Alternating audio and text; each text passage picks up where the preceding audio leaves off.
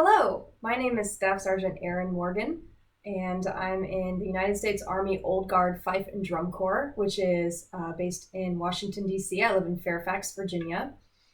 And today I'm going to do a little warm-up video for you on the flute warm-up. Hopefully this video will provide you with a little bit of inspiration during this time of aloneness and not having the ability to share music with others as much and in the same capacity.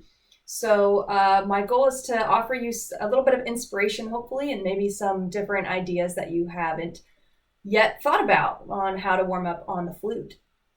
So when I think about warming up, I think about warming up the body, of course, that's what we mainly think about, but we also want to warm up the mind. So during the warm-up, especially for the first few minutes, think about coming to a place of calmness and curiosity. If you are going into a practice session feeling like you can't make mistakes, then that's really going to impede the learning process and the progress that you could make otherwise.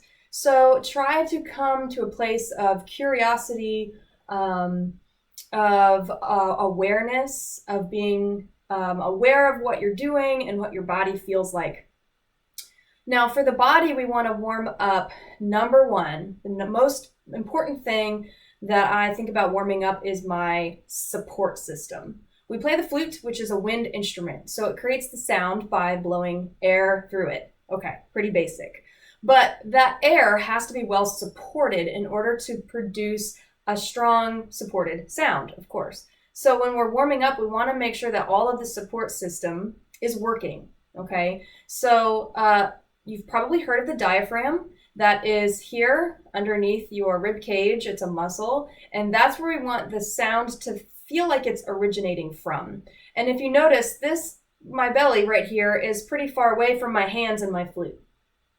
So that to me is a really good depiction of how we use our whole bodies to play the flute. Even our legs. If you notice, I'm standing right now. I always stand when I practice.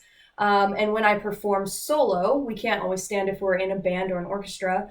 But standing allows you to feel grounded with the feet and tap into that support system. Okay. So if you're sitting right now, go ahead and stand up. If this is the first time you've ever practiced standing up, welcome to being a true flute player. So again, support system from here, and we're going to think about the sound coming up and out through the embouchure and into the flute. So one of the first things that I do is harmonics. Okay, this is a little bit funny. Harmonic is a type of extended technique, which is kind of a different way of playing your instrument than you usually do. And what it is you're going to finger a note that's lower than the note you're actually playing, and you're going to overblow to get a different note. So today, let's talk about the C series. Okay, so we're going to finger a low C with the pinky keys, and then we're going to overblow it to get different partials of the harmonic series. So the first one you're going to try to get is a C in the staff C. And again, I'm fingering low C, but I'm overblowing to get that C in the staff. And what I'm doing when I'm doing this is I'm thinking about relaxing everything. Keep everything nice. Tongue relaxed, jaw relaxed, abs relaxed, right? And the air is just allowed to flow forward. We're not pushing, we're not tensing, we're just allowing the air to flow.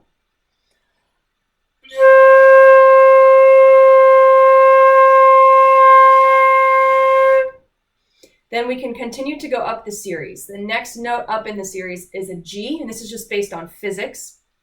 So this is a G on top of the staff.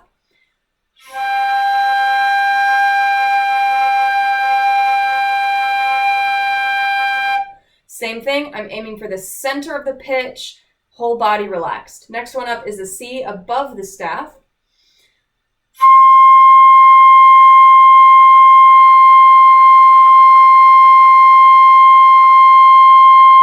Just finding your sound and relaxing into the center of the pitch. The next one is E, G, and then actually a high B flat, which is really tough. So feel free to experiment with those on your own. I'm now going to play the entire series as one, breathing as needed. When I take a breath, I come back in on the same note that I just came off of so that I can practice those intervals.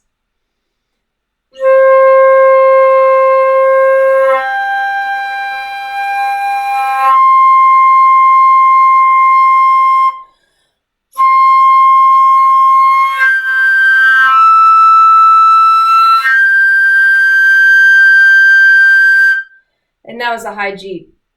You can hear I had some cracking going into the high E. So at this point, I would isolate those two going from that C above the staff up to that E. Notice I'm not using my tongue at all. I'm not allowing the tongue to even get part of the equation right now, just allowing the air again.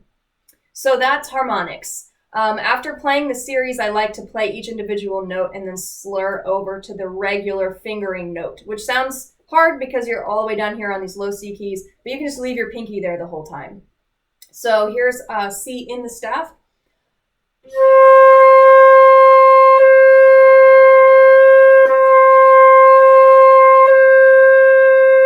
And if you can notice, I'm moving my fingers to get to that regular C fingering, and the goal is to keep it as smooth and seamless as possible.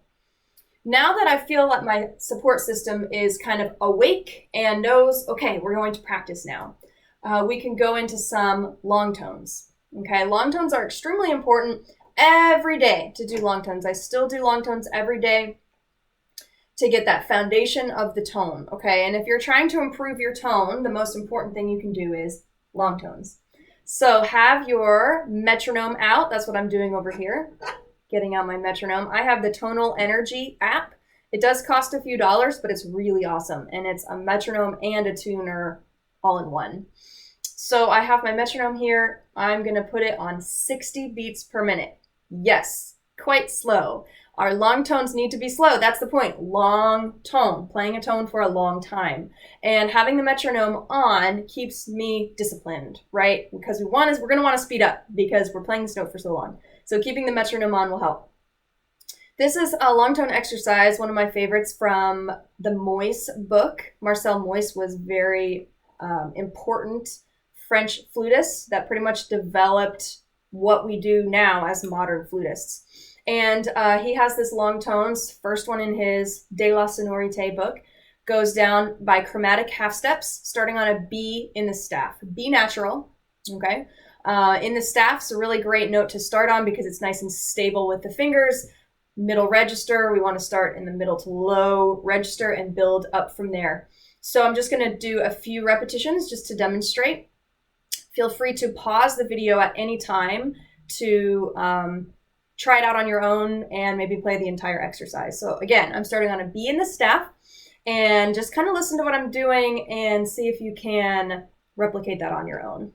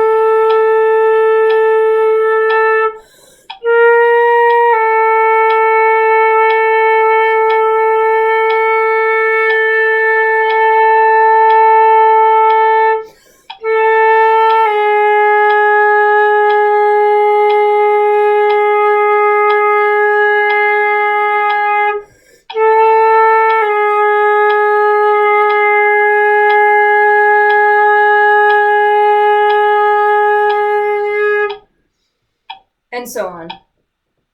So I'm going down, again, chromatically. I repeat each one so that if there's anything you don't like about the first one, you can change it in the repeat. You can adjust it. It was a little bit of a tense sound. I'm going to try to relax more.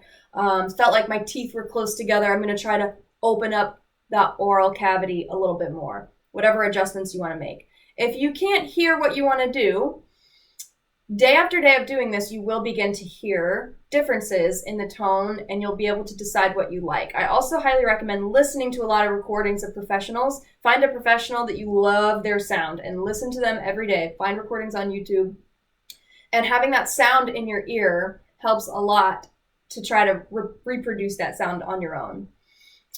So when I go down to that second note, I hold it as long as my breath lasts. I mean, as long as I can. Because again, we're still warming up that support system. And then once I'm out of air, without letting the tone suffer, of course, take a breath. Sometimes I'll even take 2 or 3 counts to breathe. Okay, just, again, feeling that air, trying to get that support system. After I get done with the low register, by the way, go all the way down. If you've got a low B, go down to low B. If you have a low C, stop at low C. And then I do the whole thing again, up 1 octave.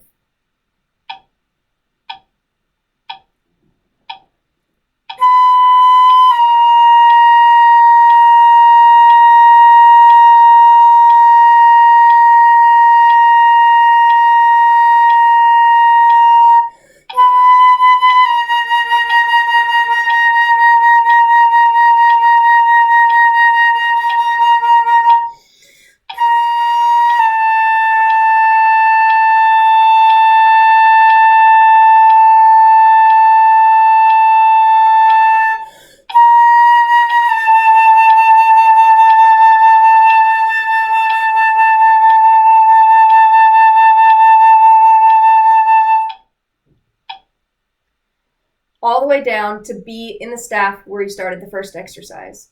You probably noticed that I started to add in a little bit of vibrato. At this point in the warm-up, I feel like I can start doing that, start implementing some vibrato, some pitch change in the sound. So I'll add that in on the repeat. So the first time, straight tone, repeat, add in the vibrato. And feel free to experiment. Fast vibrato, slow vibrato, wide vibrato, shallow vibrato, which I like to call shimmer vibrato. Okay, and just kind of see what you can do. Push the boundaries. If you're new to vibrato, I'm going to have a vibrato exercise that I get to later on, so just hold tight. Next thing I like to do is to start, once you do the middle register, you got to do the high register. So back to that B, and then we're going to go up in half steps instead of down.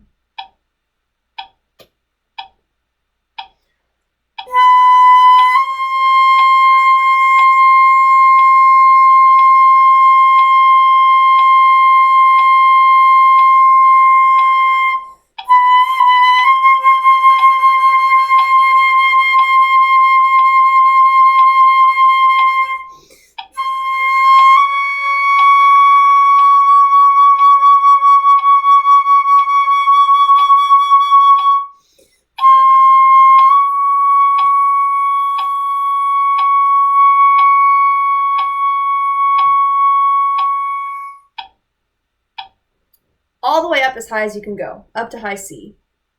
Notice I played that last one a little softer. Started to experiment a little bit with dynamics. Start to warm up that part. I like to, again, we're staying curious. We're staying self-aware.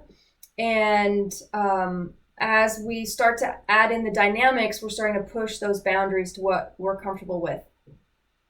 Next thing, some flexibility, okay? We've been doing half-step chromatic type long tones right now. Next thing I like to do is start to expand the interval. And octaves are where I love to start for that, because a lot of the octaves on flute, we keep the same fingerings. So you can feel the change just happen with your air and a little bit of embouchure work. So love to start on G. It's a great note to start on because it's the same fingering when we go up an octave. And it's a nice, stable, low register note. Again, low register is the foundation of your tone. So if you want to improve your tone, work on your low register. Start there. Okay, so octave exercises. Half notes and then quarter notes.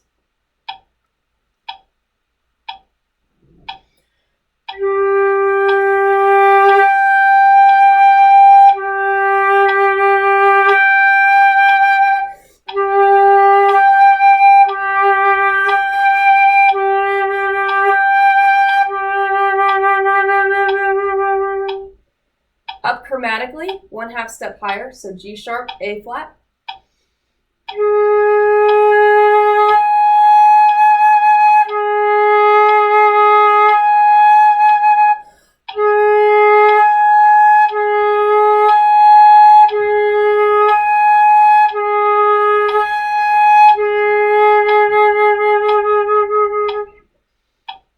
natural, A sharp, B flat, and continuing on. I usually sometimes I'll go a whole octave, so then I end up on here. Middle G to high G, okay? When you're doing these octaves, try to keep your embouchure stable but not tense. The air does the work. So start to increase your air on the low note and then allow the top note just to come out on its own. It's almost inevitable. And I'm gonna give you guys a little treat, some embouchure examples here, a little demo. I love to show my private students my embouchure when I'm doing octave intervals because it's just such a great depiction of what our embouchure needs to do when we play in different registers. So I'm gonna go back to that G, low G, middle G one more time so that you can see, I'm gonna get close up here, what exactly my lips are doing to get up to that second octave.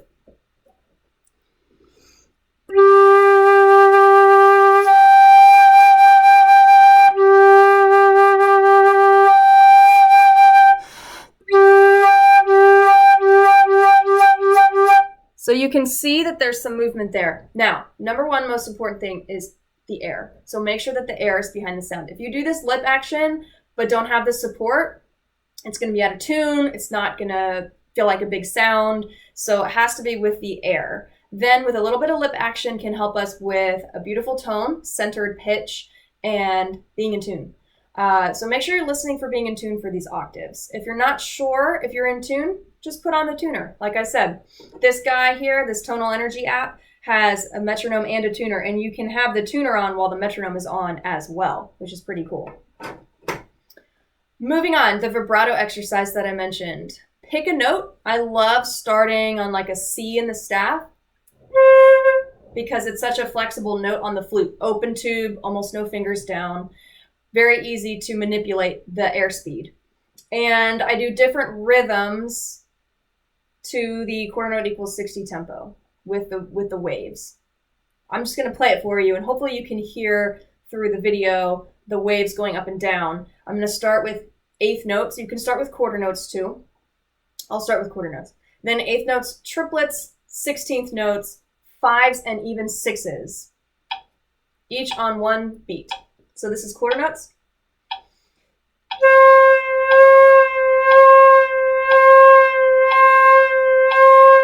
Eighth notes.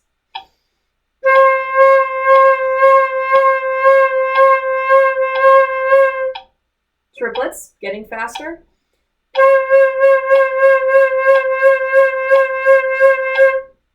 16th notes, 4 on a beat.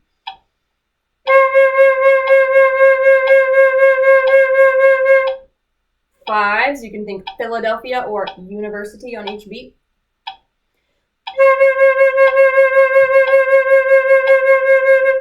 And then sixes, think of 2 triplets on a beat. Triplet, triplet.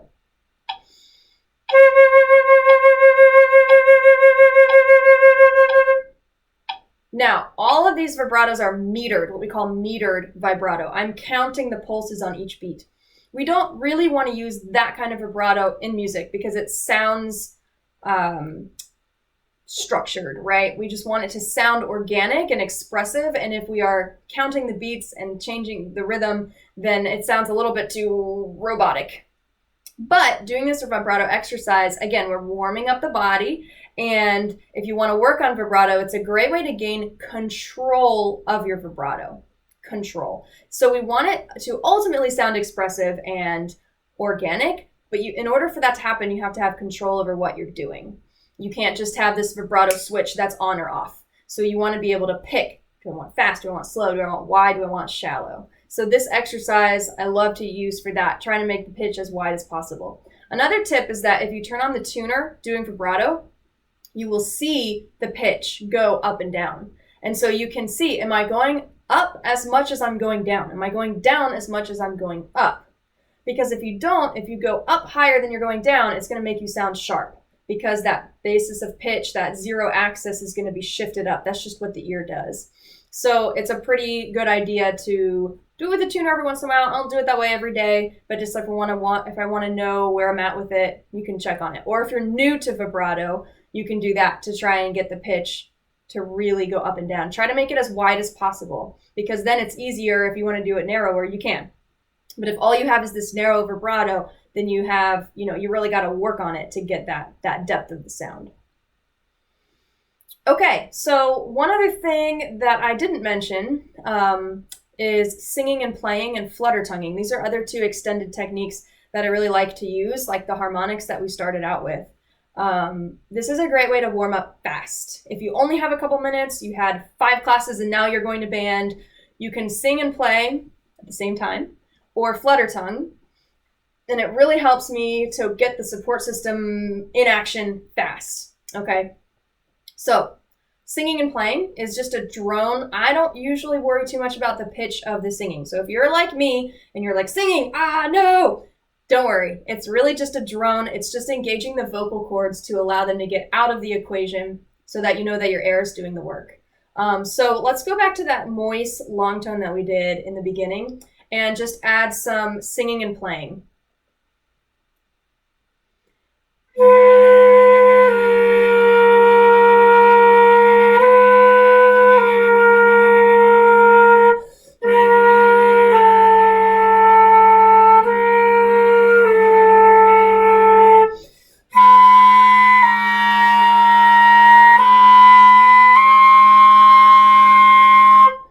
So that was just the beginning of all 3 of those, the low, middle, and high long tone exercise. Again, I'm just going, literally that's what I'm doing into the flute, and then allowing the air to pass through. If you have trouble doing this, and a lot of people do, most people do, have trouble getting both things to work at the same time, the singing and the flute sound. Start with the flute sound maybe, because you know how to do that, and then try to add in the vocal cords.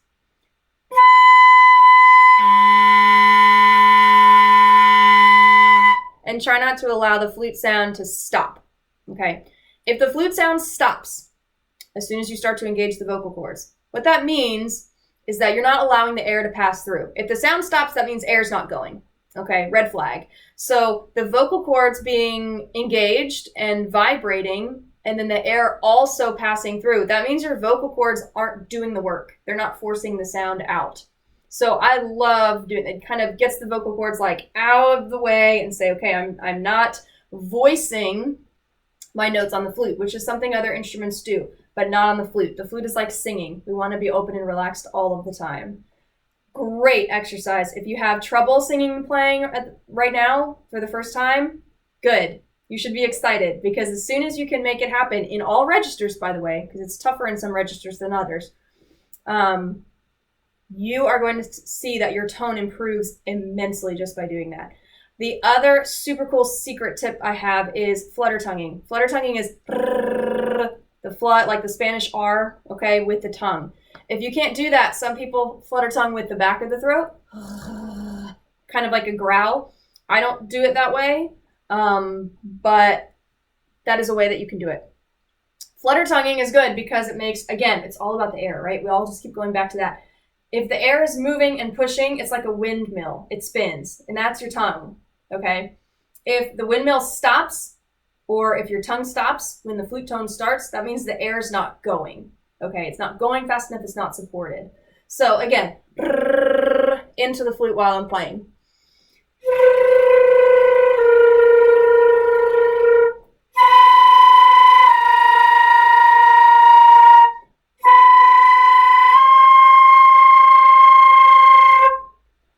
So another cool project that you can work on during this shelter-in-place time, you can work on getting the flutter tonguing going. Okay, so that's tone.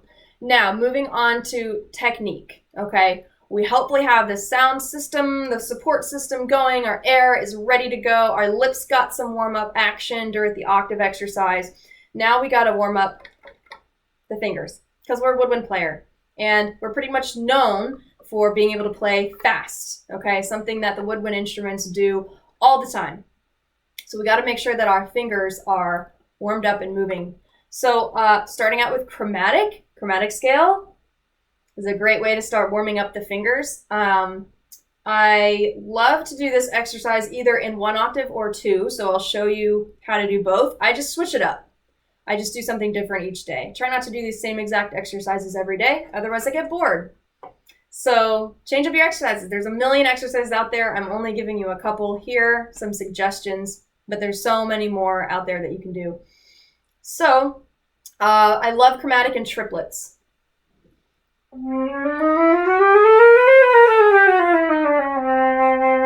Starting on low C, doing full range. That's the 1 octave version. Then you can do 2 octaves.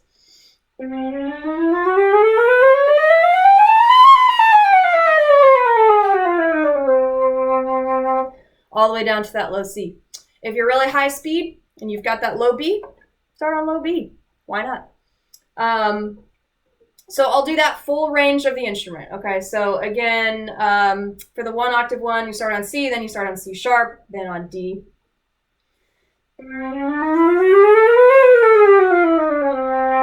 Sometimes I'll do that twice. Now C sharp. D. So on and so forth. All the way up to low. I like to go up to low, high D.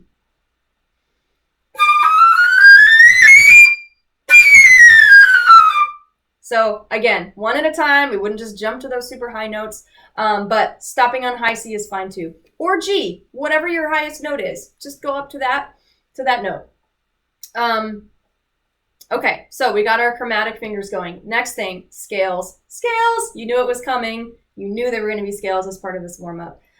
Oh my gosh, there's so many different ways that you can do scales. Okay, we'll start with major scales. This is a point, I do this sometimes in the chromatic scale as well, where I'll start to introduce some articulation, okay? Because we got to warm up that tongue. The tongue is a muscle. You got to warm up your muscles.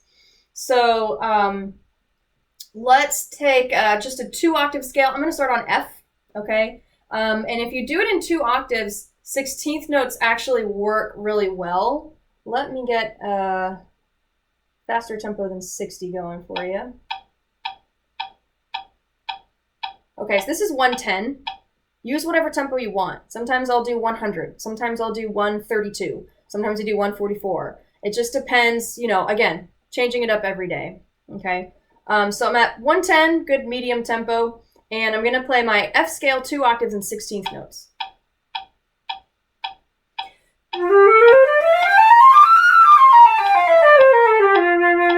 Notice the top F is not on a beat, but the low F is. So just keep going at 16th notes and you'll get to the right spot.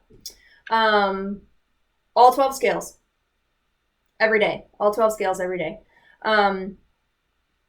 2 octaves, you can do C 3 octaves. If you like to do B 3 octaves, you can do that as well if you've got a low B key. And then start to introduce articulations while you go. So I'm going to do that F scale again, and this time I'm going to do slur 2, tongue 2.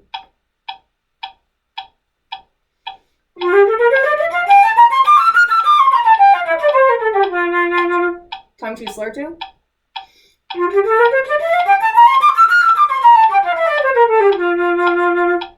Slur 3, tongue 1.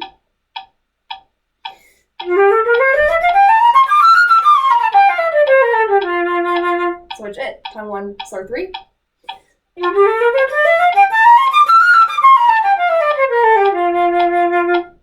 And those are really good to start out with, and articulation-wise. I wouldn't do them all on the F scale. I would change it up, do one on a different scale each day. Again, go through all 12. Lastly, arpeggios, okay? Arpeggios are really important. If you don't know what an arpeggio is, it's also a triad, okay? It's a chord. It has the first, third, and fifth note of the scale. So let's go back to thinking about our F scale.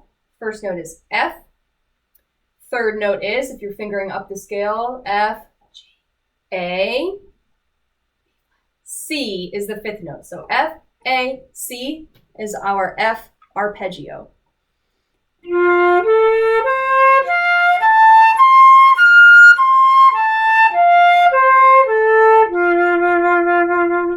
Okay, and we can repeat it in the second octave as you heard me do.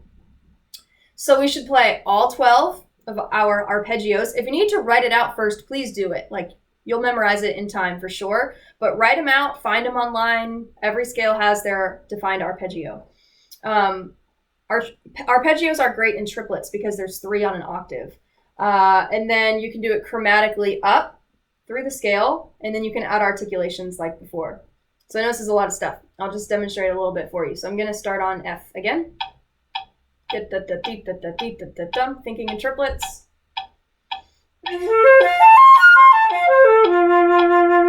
Up chromatically. That was an F sharp or G flat scale arpeggio. Now I'm on G. A flat.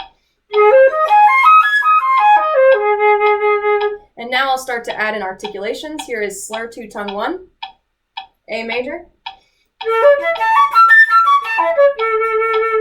Next is B flat, tongue 1, slur 2.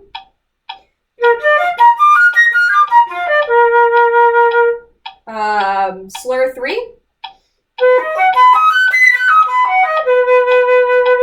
And maybe tongue everything. And that was C. Okay? Maybe for that one, I might start down on low C so I can really get the full range of the instrument. Again, these are just some ideas. Be creative, okay? Take these ideas, do something different with them. The other thing I'm not going to demonstrate today because there's so many different ways to do it is melodies. I love using melodies as part of my warm-up. It would probably be back in part 1 with all of the tone after doing long tones. But I'll just pick a melody and I'll play it, and then I'll just play it in all keys. Again, going up chromatically. It's one of my favorite things to do. Just take an exercise and just go up chromatically. Start to expand the whole range of the instrument. So, for example, one melody I love is the Les Mis, some melodies from Les Mis. I've used the melody from Titanic, from Lord of the Rings. Anything, just keep it fun. Something you like, Frozen, right? Moana, whatever melody you like, figure out how to play it in a key and then try to play it in other different keys. I think this is really important during this time of isolation to try to stay hopefully inspired, motivated. FluteTunes.com is an awesome website where you can find lots of fun stuff to play. You can find melodies you know on there, melodies you don't know. Good for sight reading. Just find some music and play it, really, okay? And if you got the acapella app, that's a really cool thing. If you've got an iPhone that you can do, you can play duets with yourself. So acapella app, look that up. Let's see here. Yeah, I think that's it. Just take advantage of your time now. You know, this is not an ideal time that we're all at home, but I think we can really make the best of it. You can get a lot more practice in than you probably have time for most of the time, and it'll keep you busy, right? You can be productive and hopefully have fun. It should be fun, okay? So, good luck. I hope you've enjoyed this video. Feel free to watch it as many times. You can pause it at any point and try the exercises that I'm talking about. And other than that, happy practicing.